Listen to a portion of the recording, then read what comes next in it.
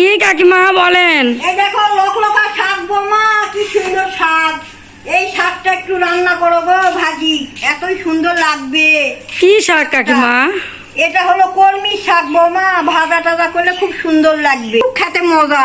ডাল করো আর এই কলমি শাকের ভাজা করো, তাহলে খুব সুন্দর লাগবে। দেখো কত সুন্দর শাক। আপনার শাকগুলো বেচে দেন কাকিমা। আচ্ছা বৌমা, বেছে দিচ্ছি। ও কাকিমা, প্রতিদিনই তো ডাল আর হচ্ছে কলমি শাকের ভাজি করি, আজকে কলমি শাকটা অন্যভাবে রান্না করি। করো বৌমা, ভালোই হবে। আজকে আমি প্ল্যান করেছি কলমি শাকটা ভাজি করব না, ভাজি তো সবসময়ই খাওয়া যায়, একদম অন্যরকম, যাতে ডাল লাগে না, বুঝতে পারিছেন? সেটা আবার কেমন? ওইটাই তো সিক্রেট, আপনাকে আমি বলবো না, আপনাকে আমি রান্না করে খাওয়াবো, তাই? আর আপনি হচ্ছে খেয়ে বলবেন যে কেমন হয়েছে। হ্যাঁ, কলমি শাকগুলো কিন্তু একদম তাজা টাটকা। কোথায় পেলেন কাকিমা?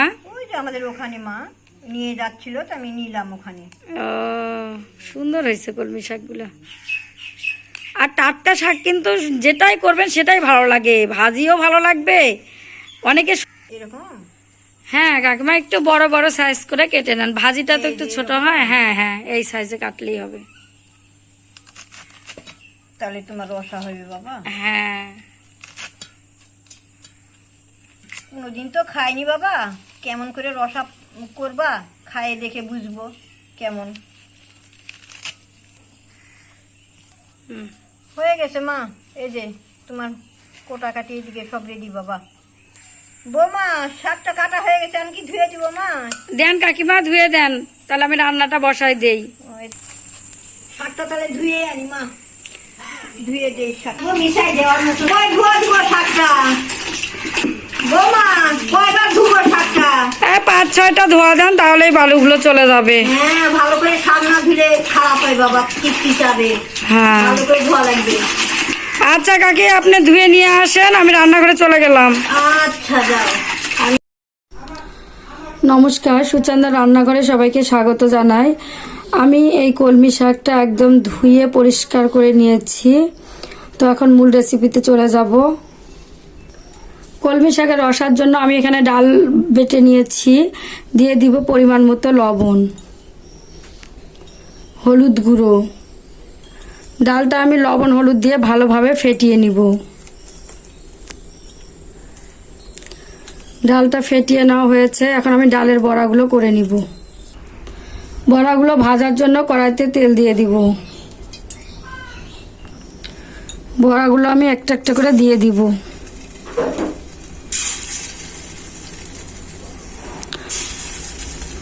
রসার জন্য আমি বড়াগুলো একটু ছোট সাইজ করব, আপনারা চাইলে বড় করেও দিতে পারেন।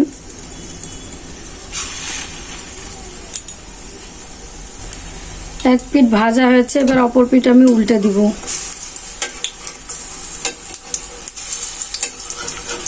যত বেশি তেল থাকবে বড়াগুলো তত ফুলে উঠবে, আর তেল কম দিলে বড়াগুলো ফুলবে না। বড়াগুলো আমি এভাবে উল্টে পাল্টে ভেজে নিব।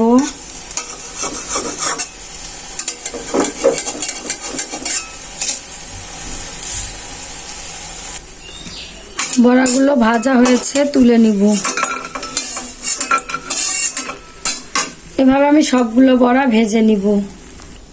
সবগুলো বড়া আমি ভেজে নিয়েছি। বড়া ভাজার তেলে আমি এই আলুগুলো ভেজে নিব। দিয়ে দিচ্ছি লবণ, হলুদ গুঁড়ো। আলুটা আমি লবণ হলুদ দিয়ে লাল লাল করে ভেজে নিব। আলুগুলো ভাজা হয়েছে, তুলে নিব।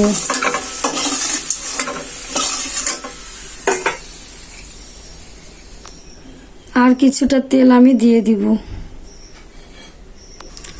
দুটো শুকনো মরিচ, ফোড়নের জন্য গোটা জিরা, একটি তেজপাতা ছিঁড়ে নিয়েছি, দিয়ে দিলাম। জিরাগুলো ভাজা হয়েছে, জিরা থেকে সুন্দর গন্ধ বেরিয়ে এসেছে। এবার আমি কলমি শাকগুলো দিয়ে দিব।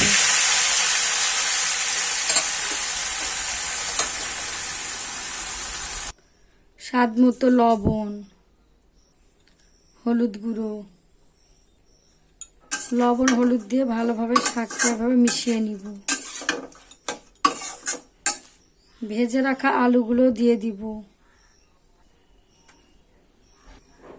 শাকের সঙ্গে আলুটা ভালোভাবে মিশিয়ে নিব। শাকগুলোতে আমি এখনো জল অ্যাড করব না, ঢাকনা দিয়ে ঢেকে দিব। শাক থেকে এমনিতেই জল বেরিয়ে আসবে। ঢাকনাটা তুলে নিব। দেখেন শাক থেকে সুন্দর জল বেরিয়ে এসেছে। আমি আবারও শাকটা একটুখানি নেড়ে দিব। এই জলের মধ্যে আলুটা সিদ্ধ হবে। আবারও আমি ঢাকনা দিয়ে ঢেকে দিব। আবারও ঢাকনাটা তুলে নিব। একদম শাক থেকে জল শুকিয়ে এসেছে।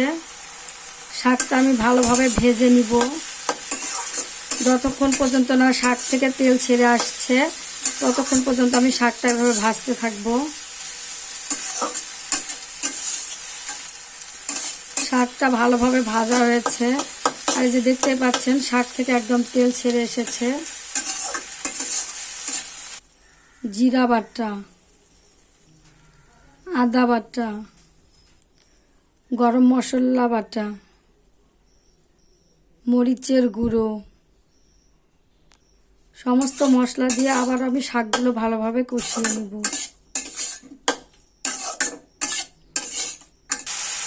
মশলাগুলো দিয়ে আমি ভালোভাবে কষিয়ে নিয়েছি। আবারও দেখেন মশলা থেকে তেল ছেড়ে এসেছে। এখন আমি ঝোলের জন্য জল দিয়ে দিব। ঝোলটা ভালোভাবে মিশিয়ে নিব। আবারও ঢাকনা দিয়ে ঢেকে দিব।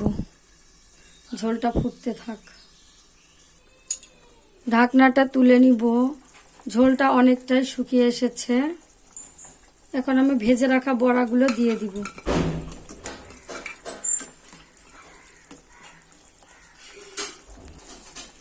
বড়াগুলো দিয়ে আবার ঝোলের সঙ্গে ভালোভাবে মিশিয়ে নিব।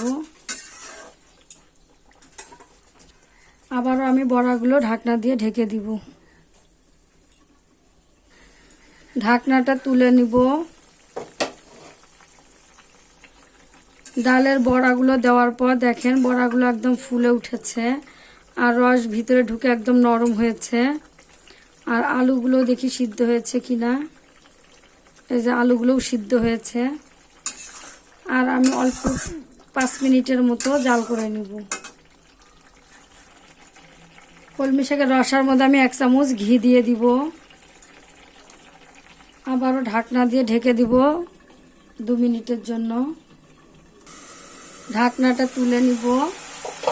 রসাটা আমার হয়েছে। এখন আমি নামিয়ে নিব। রসাটা আমি এভাবে ঢেলে নিচ্ছি।